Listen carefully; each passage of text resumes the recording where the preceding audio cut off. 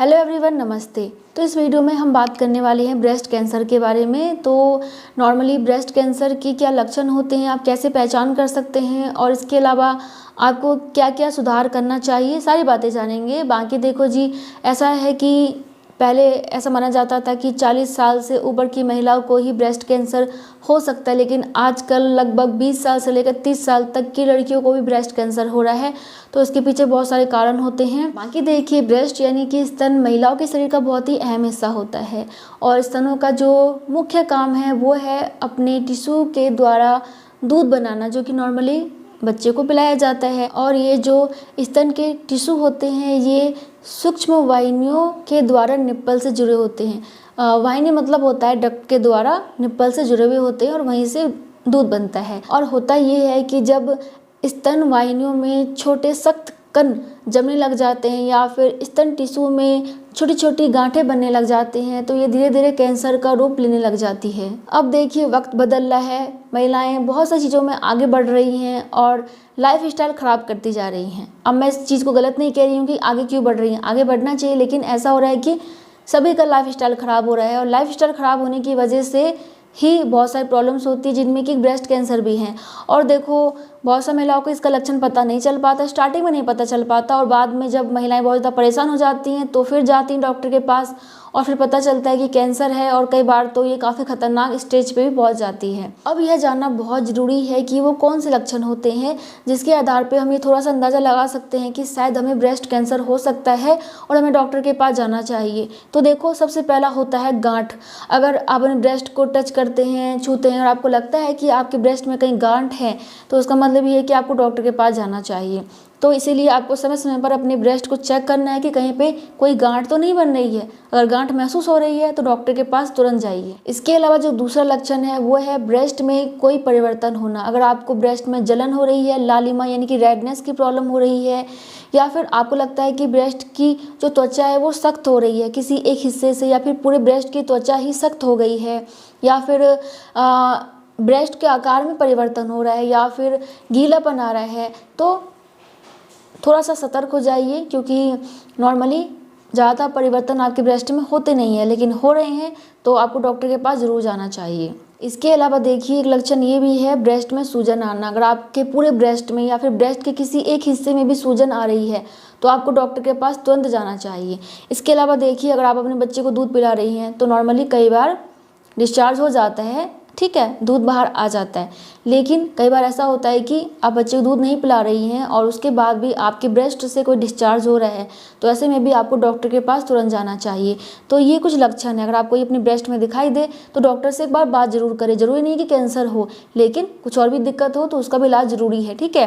तो इन चीज़ों का ध्यान रखिएगा। बाकी अब हम जान लेते हैं कुछ सावधानियों के बारे में जो कि आपको ज़रूर रखनी चाहिए, कुछ तरीकों के बारे में, या फिर आप कह सकते हैं कि कौन सी चीज़ें आपको नहीं करनी है, कौन सी चीज़ें करनी है जिससे कि आपको जो है ना कैंसर होने का खतरा कम हो जाए। वैसे तो देखो, जिसको जो होना होता है वो हो जाता है, लेकिन आप अपनी तरफ से कोई गलती ना करें। तो सबसे पहले ये है कि आप अपने बच्चे को ब्रेस्ट फीडिंग ज़रूर कराइए। अगर आपकी डिलीवरी अभी हाल में हुई है और आपको ब्रेस्ट में मिल्क आ रहा है तो उन्हें बच्चे को दूध जरूर पिलाइए। बहुत सारी महिलाएं ऐसा करती हैं कि बच्चे को दूध नहीं पिलाती हैं। बहुत सारी महिलाओं की सीजरियन डिलीवरी होती है, या फिर बहुत सारी महिलाएं काम करती हैं, वर्किंग वुमेन होती हैं, तो वो कई बार बच्चे को दूध नहीं पिला पाती हैं। उनको लगता है कि चलो फार्मूला मिल्क दे देते हैं, काम कर लेते हैं, तो वो ठीक नहीं है। अगर मिल्क नहीं आया तो कोई बात नहीं, लेकिन आ रहा है तो बच्चे को दूध जरूर पिलाइए, क्योंकि देखो जी, बच्चे को हर 2-2 घंटे में दूध पिलाना होता है और बहुत सारी महिलाओं को इतना संभव नहीं हो पाता कि वो कर सकें, लेकिन आपको करना पड़ेगा अपने बच्चे के लिए भी और अपने लिए भी, क्योंकि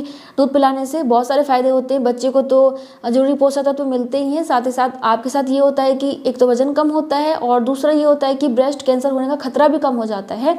तो ब्रेस्ट फीडिंग बच्चे को जरूर कराइए, ठीक है। इसके बाद जो दूसरी बात आपको ध्यान में रखनी है वो ये रखनी है कि अगर आप बहुत ज़्यादा गर्भ निरोधक गोलियाँ लेती हैं, यानी कि अगर आप कोई बच्चा नहीं चाहिए और कोई सा मेडिसिन लेते हैं तो उसके सेवन से भी आपको ब्रेस्ट कैंसर हो सकता है।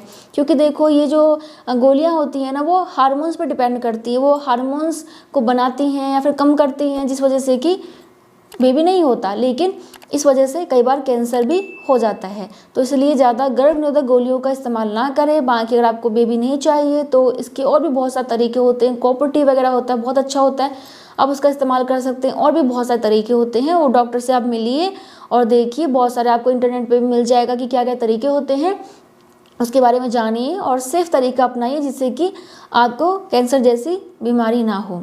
इसके अलावा देखो, ब्रेस्ट कैंसर होने का एक कारण हो सकता है मोटापा।